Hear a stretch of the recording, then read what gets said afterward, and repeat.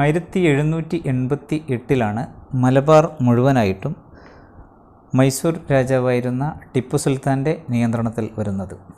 ഇക്കാലയളവിൽ മൈസൂരും ഇംഗ്ലീഷുകാരും തമ്മിൽ തുടർച്ചയായ ആംഗ്ലോ മൈസൂർ യുദ്ധങ്ങൾ നടക്കുന്ന കാലയളവായിരുന്നു. 1792 ശ്രീരംഗപട്ടണം ഉടമ്പടിയെ തുടർന്ന് മലബാർ പ്രദേശം ബ്രിട്ടീഷുകാർക്ക് വിട്ടുകൊടുക്കാൻ ടിപ്പു നിർബന്ധിതനായി. ടിപ്പുവിൻ്റെ മലബാറിലെ ആസ്ഥാനം ഫറൂഖാബാദ് അഥവാ ഇപ്പോഴത്തെ ഫറൂഖ് ആയിരുന്നു. ബ്രിട്ടീഷുകാരുടെ നിയന്ത്രണത്തിൽ വന്നതിന് ശേഷം ടിപ്പുവിൻ്റെ മരണം കഴിഞ്ഞ് ഏതാണ്ട് 84 വർഷങ്ങൾക്ക് ശേഷമാണ് ചാലിയാർ നദിക്ക് കുറുകെ ബ്രിട്ടീഷുകാർ ഇരുമ്പ് പാലം നിർമ്മിക്കുന്നത്.